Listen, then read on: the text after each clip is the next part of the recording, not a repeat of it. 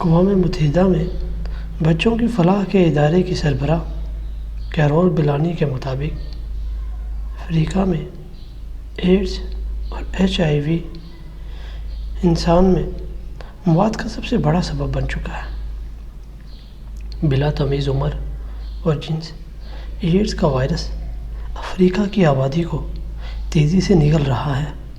انہوں نے کہا کہ بچوں کی صحت کے حوالے سے گزشتہ برسوں میں جو مثبت نتائج حاصل ہوئے تھے وہ HIV کے حملے کی وجہ سے ضائع ہو گئے ہیں۔ کیرول بیلانی نے تشویش ظاہر کی ہے کہ اگر اس مسئلہ پر خصوصی توجہ نہ دی گئی تو افریقہ کی پوری آبادی کا صفایا ہو سکتا ہے۔ کیرول بیلانی کے اقوام متحدہ کے ادارے کو آگاہ کیا ہے کہ ایڈز کے وائرس کا حملہ افریقہ کی تمام تر آبادی کو متاثر کر سکتا ہے، لہذا براعظم افریقہ کی انسانی آبادی کو اجتماعی موت سے بچانے کے لیے دنیا کے خوشحال اور ترقی یافتہ اقوام اخلاقی ذمہ داری کا احساس کریں۔ انہوں نے کہا کہ ایڈز سے متعلق شعور و آگہی پیدا کر کے اور علاج معالجہ کی جدید سہولتیں فراہم کر کے افریقہ کی آبادی کو وسیع پیمانے پر متوقع اموات سے بچایا جا سکتا ہے۔ کیرول بیلانی کی اس رپورٹ پر عالمی بینک کی جانب سے مالی امداد کا وعدہ کیا گیا۔ عالمی بینک کے حکام نے کہا کہ افریقہ میں ایڈز وائرس کے خلاف جنگ میں مالی تعاون کرنے کے لیے تیار ہیں، لیکن اس مسئلہ پر قابو پانے کے لیے ضروری ہے کہ افریقہ کے حکمران، افسران، سماجی کارکن اور عوام خود ایڈز کے خلاف جدوجہد کرنے کی مربوط اور منظم تحریک شروع کریں۔ عالمی بینک کے حکام کا کہنا درست ہے کہ افریقی عوام اور حکمران خود ایڈز وائرس کے خلاف اپنی بقا کی جنگ لڑنے کی ذمہ داری نبھائیں، مگر ہمیں یاد رکھنا چاہیے کہ افریقہ پر غربت اور پسماندگی کا غلبہ ہے۔ ایسے ماحول میں بھوک، بیماریاں اور کرپشن تیز رفتاری سے نمو پاتی ہے، لہذا ضروری ہے کہ پوری دنیا افریقی آبادی کو ایڈز سے بچانے کے لیے اپنے انسانی فرائض ادا کریں۔ جس طرح کہ غربت اور تعلیمی پسماندگی مختلف بیماریوں کی نمو کے لیے سازگار ماحول پیدا کرتی ہے، اس طرح معاشی بدحالی ایڈز کے پھیلاؤ کا ایک بڑا ذریعہ ثابت ہو رہی ہے۔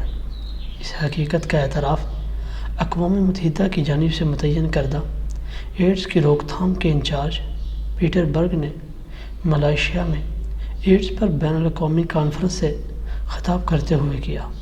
کانفرنس میں شریک ماہرین سے خطاب کرتے ہوئے پیٹر برگ نے کہا کہ ایشیا میں اقتصادی بحران کے باعث جسم فروشی کے رجحان میں مسلسل اضافہ ہو رہا ہے۔ بڑھتی ہوئی جسم فروشی کے نتیجے میں HIV تیزی سے غریب طبقے میں پھیل رہا ہے اور ایڈز کا مرض قابو سے باہر ہوتا جا رہا ہے۔ انہوں نے خدشہ ظاہر کیا کہ اگر ایشیائی ممالک نے ایڈز کو کنٹرول کرنے میں کوتاہی اختیار کی تو اس خطے کی بڑی آبادی بھی افریقہ کی طرح ایڈز کے لاعلاج مرض کا شکار ہو جائے گی۔ ہمیں یاد رکھنا چاہیے کہ بین الاقوامی اداروں کی تحقیقات کے مطابق افریقہ کے بعد ایڈز کا شکار سب سے بڑی آبادی بھارت کا غریب طبقہ ہے۔ بھارت میں غریب طبقے کے 1 کروڑ سے زیادہ افراد ایڈز کے وائرس کا شکار ہو چکے ہیں۔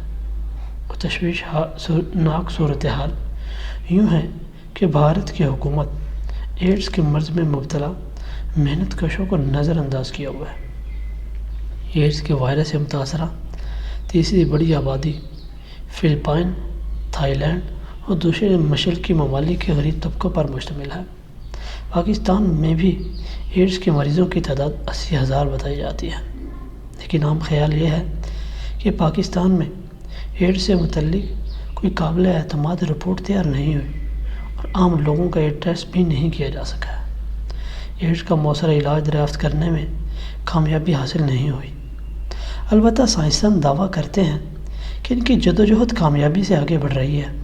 کوالالمپور میں ایڈز پر بین الاقوامی کانفرنس سے خطاب کرتے ہوئے ایک سائنسدان مارگریٹ لیب نے بتایا کہ وہ ایڈز وائرس کے خلاف مؤثر ویکسین کی تیاری میں کامیابی کے نزدیک پہنچ گئے ہیں، لہٰذا توقع کی جا سکتی ہے کہ آئندہ برسوں میں ایڈز کا مؤثر علاج دریافت کر لیا جائے گا۔ یہ بات حوصلہ افزا ہے، لیکن ضروری ہے کہ علاج کی سہولت بھی عام آدمی تک پہنچائی جائے۔ ایڈز کے مؤثر علاج کی دریافت اہم ہے، مگر اس بات کی اہمیت اور بھی زیادہ ہے کہ حکومتیں غربت کے مارے طبقوں کو علاج کی سہولتیں فراہم کریں۔ بنیادی سوال یہ ہے کہ ایڈز کیا ہے، یہ بیماری کیسے پیدا ہوئی اور انسانی معاشرے میں کیسے پھیلتی جا رہی ہے۔ ایڈز کی روک تھام کے لیے کون سی تدابیر اختیار کی جائیں اور اس سے نجات پانے کے لیے جدوجہد کس طرح کی جائے۔ ماہرین حیاتیات کی تحقیقات کے مطابق ایڈز کا سبب ایک وائرس ہے جسے HIV کا نام دیا گیا ہے۔ وائرس انتہائی دلچسپ مخلوق ہے۔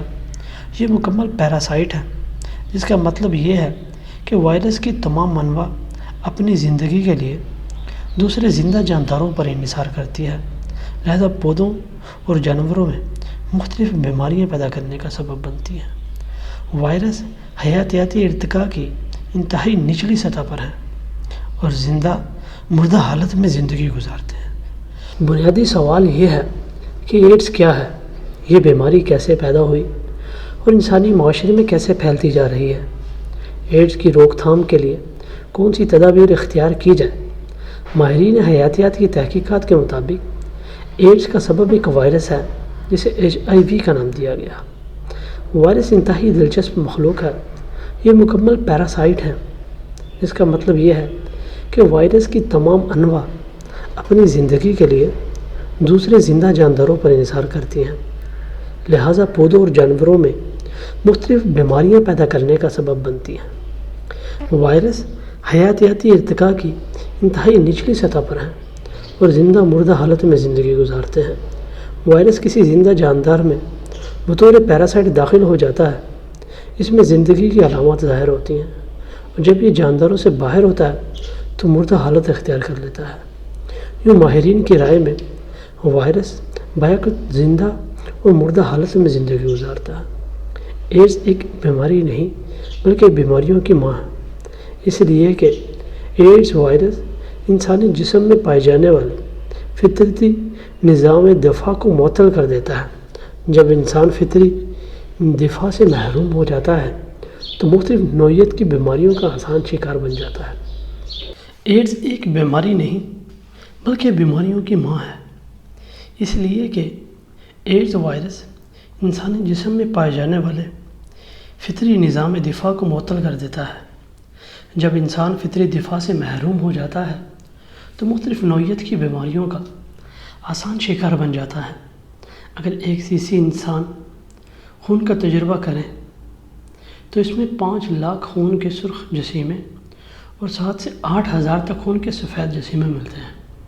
خون کے سرخ جسیمے پھیپھڑوں سے آکسیجن حاصل کر کے جسم کے تمام حصوں تک پہنچاتے ہیں اور اسی طرح جسم کے تمام حصوں سے CO2 یعنی کاربن ڈائی آکسائڈ کو اکٹھا کر کے پھیپھڑوں تک لانے میں اہم کردار ادا کرتے ہیں۔ ابتدائی زندگی میں سرخ جسیمے جگر میں بنتے ہیں۔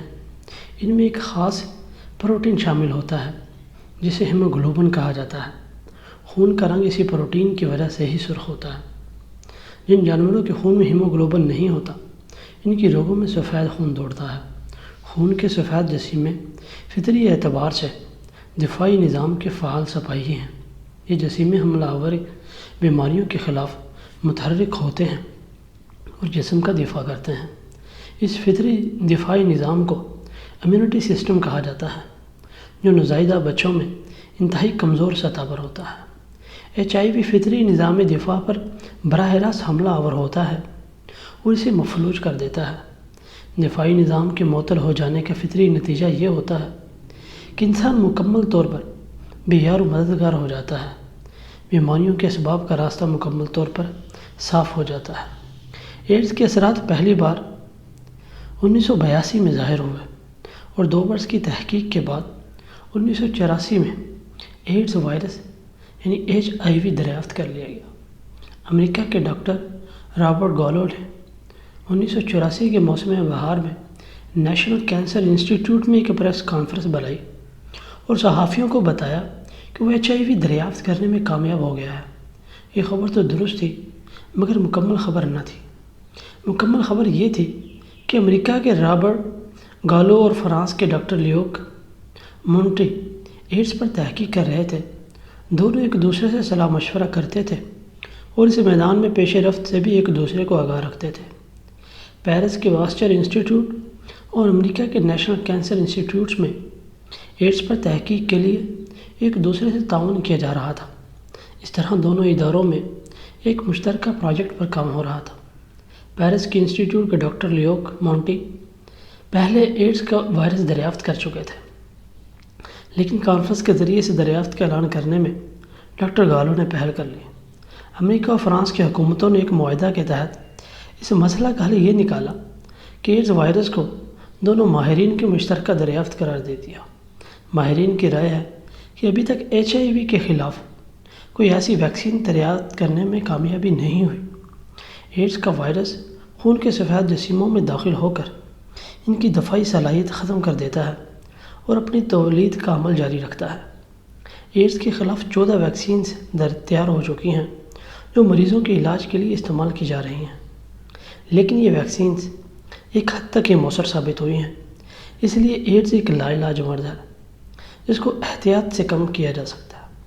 حال ہی میں سامنے آنے والی رپورٹوں کے مطابق ایڈز 21ویں صدی کی انتہائی خطرناک بیماری ثابت ہوگی اور انسانی ہلاکتوں میں ملیریا TB سے زیادہ مہلک ثابت ہوگی۔ ایڈز کے خلاف مؤثر علاج دریافت کرنے میں دشواری یہ بھی ہے کہ وائرس بذات خود تیز رفتاری سے تبدیل ہونے کی صلاحیت رکھتا ہے۔ اب تک ایڈز وائرس کی 14 اقسام دریافت ہو چکی ہیں۔ حیاتیاتی اصولوں کی رہنمائی میں ماہرین یہ نتیجہ اخذ کرتے ہیں کہ HIV جدید وائرس ہے جو 20 برس پہلے تک وجود نہ رکھتا تھا۔ اب سوال یہ ہے کہ HIV کس طرح پیدا ہوا؟ ایک بات تو طے ہے کہ HIV پہلے سے موجود وائرس کی اقسام میں سے کسی ایک نوع کی تبدیل شدہ شکل ہے۔ ابتدائی طور پر امریکی ماہرین کی جانب سے موقف اختیار کیا گیا تھا کہ HIV جنسی بے راہ روی کی پیداوار ہے۔ امریکی یورپی پادریوں کو ماہرین کی یہ رائے بہت پسند آئی اور انہوں نے ایڈز کو اخلاقی بے راہ روی کے باعث پیدا ہونے والی بیماری کا نام دینے میں فخر محسوس کیا۔ ایسا محسوس ہوتا ہے کہ کچھ خاص حقائق چھپانے کے لیے ایڈز کو اخلاقیات کے ساتھ جوڑ دیا گیا، حالانکہ جنسی عمل یا جنسی بے راہ روی کسی وائرس کی تخلیق کا ذریعہ نہیں بن سکتی۔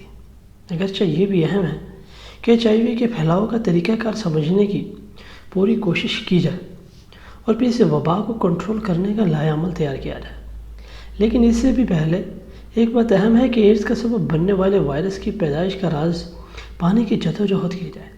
امریکی یورپی میڈیا نے ایڈز کو اخلاقی بے راہ روی کا نتیجہ دے کر HIV کی پیدائش کو غیر اہم بنا دیا۔ ایڈز تو انسانوں کے علاوہ بندروں میں بھی پھیل چکی ہے اور یہ حقیقت تو سب پر عیاں ہے کہ بندروں میں ہم جنس پرستی جیسی اخلاقی برائیوں کا تصور تک موجود نہیں۔ یوں محسوس ہوتا ہے کہ ایڈز کو جنسی اخلاقیات کے ساتھ نتھی کر کے خاص مقاصد حاصل کرنے کی حکمت عملی اختیار کی گئی۔ 15 برس کے بعد صورتحال مکمل طور پر تبدیل ہو چکی ہے۔ ایڈز سے متعلق حقائق واضح ہو کر سامنے آنے لگے ہیں اور اس بیماری سے متعلق پروپیگنڈا مہم دم توڑنے لگی ہے۔ ایڈز اور جنسی بے راہ روی کو ایک دوسرے کے ساتھ جوڑنے کی کوشش کی جاتی ہے، مگر اب یہ بنیادی سوال زیادہ اہم ہو گیا ہے کہ ایڈز کا وائرس کیسے پیدا ہوا، کیونکہ یہی وہ سوال ہے جس کو سمجھے بغیر ایڈز کا علاج دریافت کرنا ممکن نہیں ہے۔ HIV کی بنیاد پر 2 پیدائشی مفروضے قائم کیے جا سکتے ہیں۔ ایک مفروضہ تو یہ ہے کہ ایڈز کا وائرس پہلے سے موجود وائرس کی اقسام میں ارتقائی تبدیلی یعنی میوٹیشن کا نتیجہ ہے۔ میوٹیشن ایک فطری عمل ہے جس کا مختلف حیاتیاتی انواع کی پیدائش میں بنیادی کردار واضح ہے۔ اس عمل کے اسباب ماحول میں تلاش کیے جا سکتے ہیں۔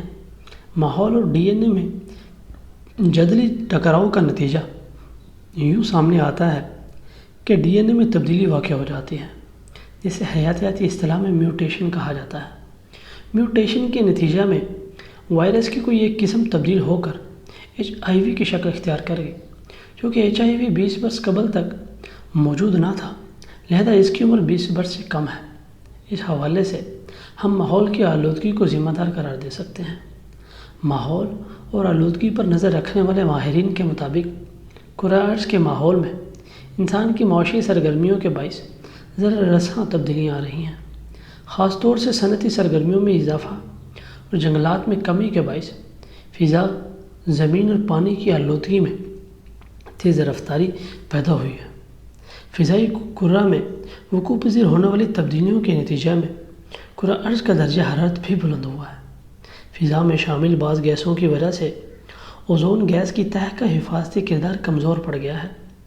اوزون گیس کی حفاظتی تہہ کئی مقامات سے پھٹ چکی ہے اور بعض دوسری جگہوں پر اس کی موٹائی میں کمی واقع ہوئی ہے، لہذا سورج کی بنفشی شعاؤں کا سطح زمین تک پہنچنا آسان ہو گیا ہے۔ بنفشی شعاعیں بہت زیادہ طاقتور ہیں اور ڈی این اے میں تبدیلی یعنی میوٹیشن پیدا کرنے کا ایک طاقتور سبب ہیں۔ اس کے علاوہ بھی کئی تبدیلیاں ہیں جن کے باعث زمین کا قدرتی ماحول متاثر ہوا ہے۔ آلودگی ماحول میں ناگوار تبدیلی کی کیفیت کا ہی نام ہے۔ حیاتیاتی ماہرین پر یہ حقیقت بہت واضح ہے کہ ماحول اور زندگی ایک دوسرے سے براہ راست متاثر ہوتے ہیں اور ماحول میں واقع ہونے والی تبدیلیاں ڈی این اے میں پیدا کر کے پودوں اور جانوروں کی خصوصیات میں تبدیلی کا باعث بنتی ہیں۔ یہ حیاتیاتی اور ارتقائی سلسلہ ہے جو مسلسل جاری ہے۔ اسی ارتقائی جدلیات کے عمل میں جانداروں کی نئی انواع پیدا ہوتی ہیں اور بعض انواع ناپیدگی کی طرف جانب بڑھ جاتی ہیں۔ اسی حوالے سے HIV کی پیدائش کو ماحولیاتی تبدیلیوں کے ساتھ وابستہ کیا جا سکتا ہے۔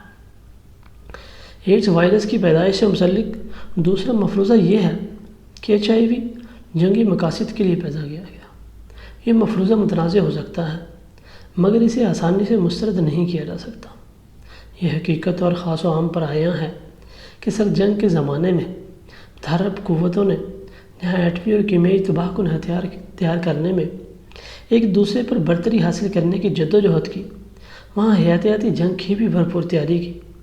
حیاتیاتی جنگ لڑنے کے لیے ایسے بیکٹیریا اور وائرس تیار کیے گئے جو انسانی آبادی کو مختلف نوعیت کی مہلک بیماریوں میں مبتلا کر کے مفلوج اور ہلاک کر سکتے ہیں۔ ترقی یافتہ اقوام کے پاس آج بھی حیاتیاتی ہتھیاروں کا ذخیرہ موجود ہے۔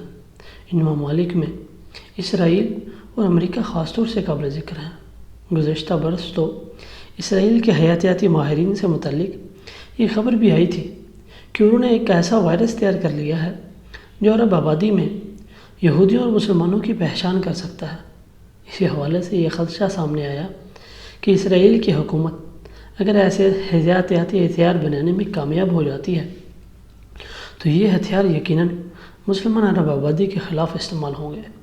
جنگ کی صورت میں اس خاص بیماری کے لیے پیدا کیا گیا وائرس بم استعمال کیا جائے گا۔ اس سے نکلنے کے لیے وائرس صرف عرب مسلمانوں پر حملہ آور ہوں گے اور انہیں بیمار یا ہلاک کرنے کا سبب بنیں گے، جبکہ اس حملہ میں یہودی عرب آبادی اس وائرس بم کے مہلک اثرات سے محفوظ رہے گی۔ اس کا مطلب صرف یہ ہے کہ امریکہ اور اس کے اتحادی حیاتیاتی جنگ لڑنے کے لیے مہلک اقسام کے وائرس تیار کرنے میں مصروف ہیں۔ لہذا ممکن ہے کہ ایڈز وائرس HIV بھی ماہرین کی زیر نگرانی تیار کیا گیا ہو اور تجرباتی آزمائش کے لیے استعمال کیا گیا۔ کیا یہ تشویشناک امر نہیں ہے کہ براعظم افریقہ کی تمام آبادی ایڈز کے باعث ہلاکت کی جانب بڑھ رہی ہے، جبکہ براعظم ایشیا میں ایڈز وائرس تیزی کے ساتھ پھیل رہا ہے؟ اب تو یہ حقیقت بھی واضح ہو چکی ہے کہ جنگ کے زمانے میں امریکہ نے براعظم افریقہ کے ممالک میں ایسی تجربہ گاہیں قائم کر رکھی تھی جہاں میڈیکل ریسرچ کے پرچم تلے مہلک جراثیموں کی تیاری پر تحقیق کی جاتی تھی۔ امریکی ماہرین کی زیر نگرانی ایسا ہی ایک ادارہ لاہور میں بھی قائم تھا جس میں میڈیکل ریسرچ کے نام پر حیاتیاتی ہتھیاروں کی تیاری پر تحقیق کا کام ہوتا تھا۔ 1980 کے بعد اس انسٹیٹیوٹ سے متعلق خدشات میں شدت پیدا ہو گئی، جس کے نتیجے میں یہاں تحقیقات کا سلسلہ سست پڑ گیا۔ اس حوالے سے پاکستان کے معروف دانشور جناب سید سبط الحسن کا ایک مضمون خاص اہمیت کا حامل جو روزنامہ نوائے وقت میں شائع ہوا تھا۔ اس مضمون میں جناب سید سبط حسن نے تفصیل کے ساتھ لکھا تھا کہ امریکی ماہرین مہلک جراثیم تیار کرتے ہیں اور انہیں مچھروں کے ذریعے انسانی آبادی میں پھیلانے کے لیے پاکستان کے شمالی علاقوں میں انسانی آبادی پر تجربات کرتے ہیں۔ اس مضمون کی اشاعت کے بعد انسٹیٹیوٹ سے ایک پاکستانی سائنسدان ڈاکٹر محمد اسلم کو برطرف کر دیا گیا تھا۔ ادارے کی امریکی انتظامیہ کو شبہ تھا کہ ڈاکٹر محمد اسلم نے انسٹیٹیوٹ میں جاری تحقیقی سرگرمیوں کی اطلاع سید صبت الحسن کو فراہم کی تھی۔ بعد ازاں اس انسٹیٹیوٹ کی سرگرمیاں ماند پڑ گئیں اور پاکستانی ماہرین و اہلکار ادھر ادھر بکھر گئے۔ ایڈز کی علامات ابتدائی طور پر افریقہ کے عام بندروں میں ظاہر ہوئی تھی۔ اس کے ساتھ ہی یہ انکشاف ہوا کہ افریقہ میں امریکی حکومت کے قائم کردہ تحقیقاتی اداروں میں کام کرنے والے اہلکار بھی ایڈز وائرس سے متاثر ہوئے تھے۔ ان حالات و شواہد کی روشنی میں یہ امکان سامنے آتا ہے کہ HIV کے اثرات کی آزمائش کے لیے پہلا تجربہ افریقہ میں بندروں پر کیا گیا۔ 1982 میں ایڈز کی علامات ظاہر ہوئیں اور 2 برس کے عرصہ میں HIV کی دریافت کرنے والا امریکی محقق ڈاکٹر رابرٹ نوبل انعام حاصل کرنے کی امید کر رہا تھا۔ اس منصوبہ کو نہ صرف سیاسی زاویہ نگاہ سے دیکھنا چاہیے بلکہ اس کے معاشی پہلو کو بھی نظر انداز نہ کرنا چاہیے۔ جہاں تک ایڈز وائرس کے وبائی پھیلاؤ کا تعلق ہے، اس پر بھی مغربی ماہرین نے گمراہ کن پروپیگنڈا مہم کا سہارا لیا۔ اب بھی کہا جا رہا ہے کہ ایشیا میں غربت کی وجہ سے جسم فروشی کا رجحان بڑھ رہا ہے اور جسم فروشی HIV کو پھیلانے کا ذریعہ ہے۔ یہ ایک نہایت ہی کمزور موقف ہے جسے گمراہ کن غلط بیانی ہی کہا جا سکتا ہے، کیونکہ تحقیقات سے ثابت ہوا ہے کہ HIV کی نفوذ پذیری میں بنیادی کردار جسم فروشی کا نہیں بلکہ جسم کے خریداروں کا ہے۔ HIV خون کے سفید خلیوں پر حملہ آور ہوتا ہے اور خلیوں میں ہی نشو پاتا ہے، چونکہ مرد کے مادہ تولید میں سلف خودیے ہوتے ہیں۔ اس لیے ایڈز سے متاثر مرد HIV کو پھیلانے کا ذریعہ ہے۔ چونکہ مرد کے مادہ تولید میں سفید خلیے موجود ہوتے ہیں، اس لیے ایڈز سے متاثر مرد HIV کو دوسرے مرد یا عورت تک منتقل کرنے کا ذریعہ ہوتا ہے۔ یوں واضح ہے کہ جنسی تعلقات ایڈز وائرس پھیلانے میں بنیادی ذریعہ نہیں ہیں، اور جہاں تک اس ذریعہ کا تعلق ہے، ایڈز وائرس پھیلانے میں تمام ذمہ داری مرد پر عائد ہوتی ہے۔ اس حوالے سے عورت کا کردار انتہائی محدود ہے۔ ایڈز وائرس کے پھیلاؤ میں بنیادی ذریعہ انتقال خون ہے۔ ایڈز وائرس HIV خون کے ذریعے سے ہی متاثرہ فرد سے دوسرے کو منتقل ہوتا ہے۔ ایسے تمام ذرائع جو انتقال خون کا ذریعہ ہیں HIV کے پھیلاؤ میں کردار ادا کرتے ہیں۔